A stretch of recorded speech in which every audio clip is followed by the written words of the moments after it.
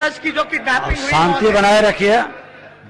Gupta brothers की जो kidnapping हुई महोदय, वो अभी तक जो है कोई पता नहीं चल पा रहा है।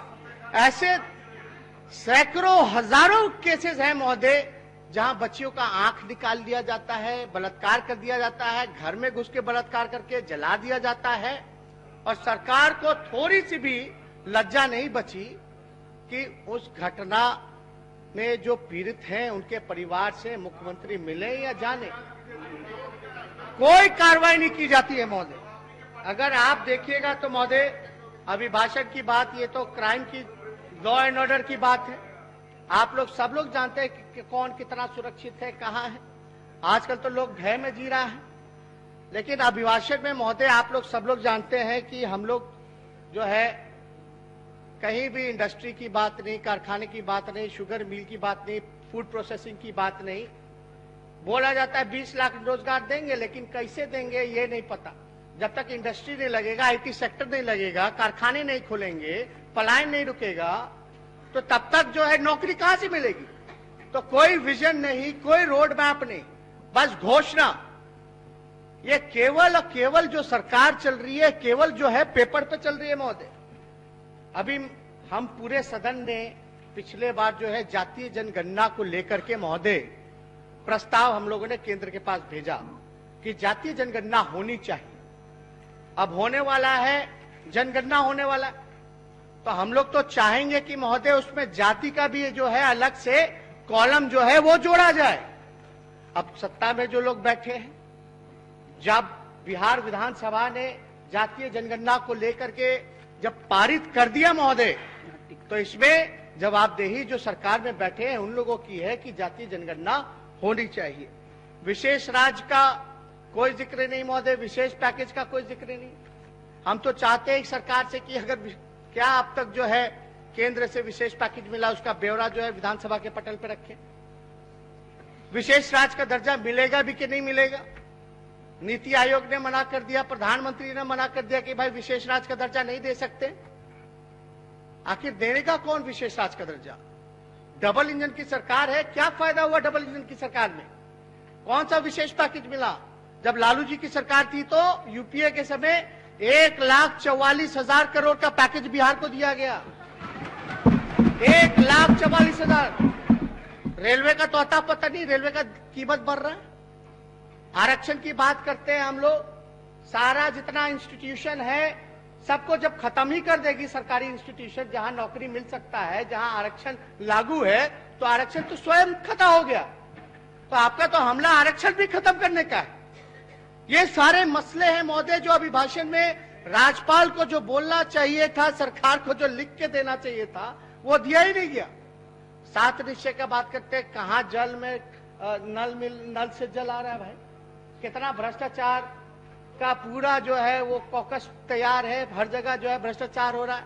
शौचालय निर्माण जो है आंकड़े बोल दिए जाते इतने बने, लेकिन वाकई में घटनास्थल पे जाइए तो गड्ढा खोद के रखा गया, कोई काम नहीं हुआ। ऐसे ही घोषणा कर दिया गया कि ओपीडी हो गया भाई, ओसीडी हो गया।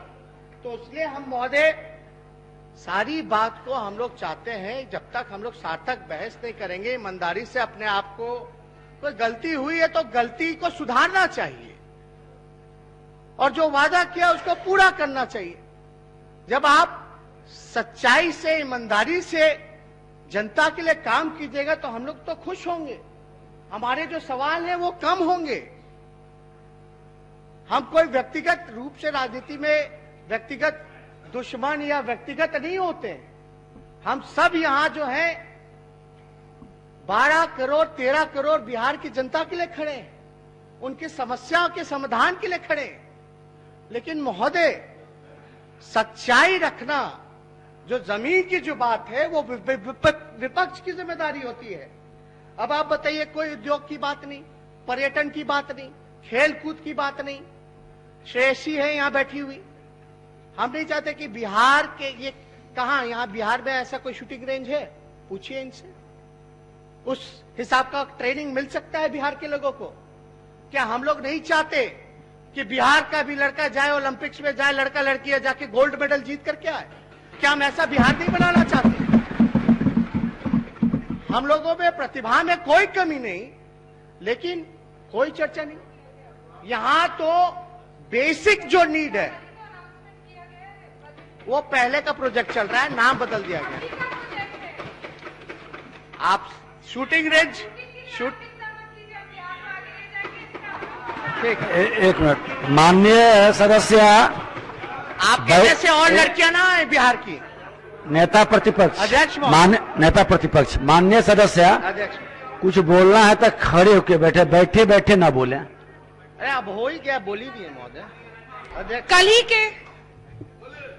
कल ही के बजट में राजगीर में स्पोर्ट्स यूनिवर्सिटी का ऐलान किया गया है, और जहां तक राष्ट्रीय और अंतर्राष्ट्रीय स्तर के निशानेबाजी की रेंज बनाने की जरूरत है, वो आलोक रंजन जी माननीय मंत्री जी से हमारी बात भी हो चुकी है, और हमें पूरा विश्वास है कि बिहार में खेल कूद की जगत में पूरा आश्वासन देगी और साथ देगी हमारी। नए सदस्य थे इसलिए थोड़ा सा जानकारी इनको जरूरी है कि खड़ा होकर बोला।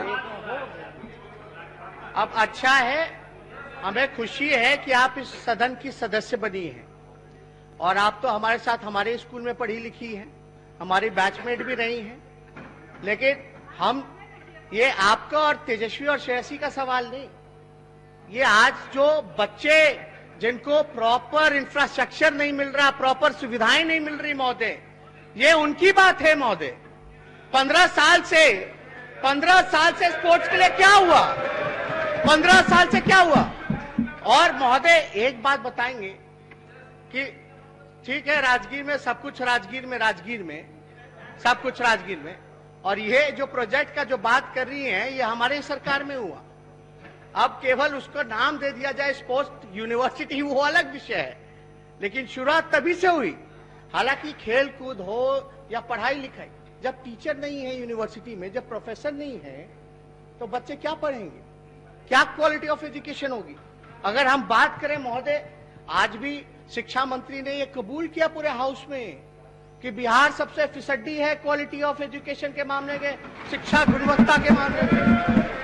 तो महोदय, अगर शिक्षा की बात की जाए महोदय, क्राइम की तो बात आप देखे होंगे कि 101 महोदय, अभी तो मेरा समय आप बोलिए, सरकार का उत्तर होगा तो उसमें बोलिएगा। एक मिनट